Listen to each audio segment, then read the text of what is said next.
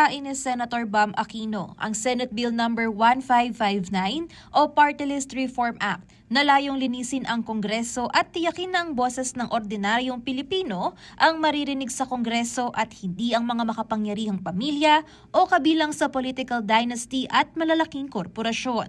Hangad ng panukala ni Aquino na magkaroon ng pagbabago sa kasalukuyang sistema ng representasyon na itinuturing na depektibo at nagagamit sa pagsasamantala. Kasama rin sa panukala ang pagwawasto sa isyu ng maling paggamit ng pondo para sa flood control. Yes, have that anger. Yes, have that outrage. But really try to deepen it. Make it into a commitment, a true commitment, not just to vote for better people, but really to push for systemic changes. Didn't just fail, took advantage. It took advantage of all of the blind spots, loopholes.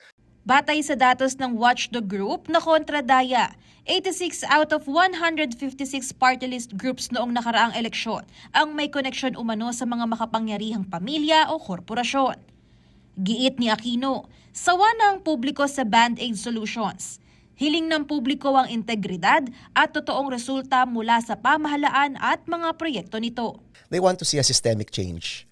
No, they want to see changes that will last. Ang Party List Reform Act ay naglaman ng mga konkretong pananggalang para bumuo ng mas matatag at maayos na demokrasya.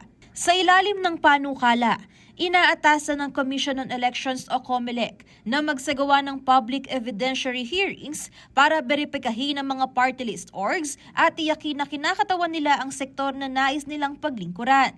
Dinidisqualify rin ng Party List Reform Act ang mga nominado na may third degree of kinship sa sinumang nakaupong halal na opisyal.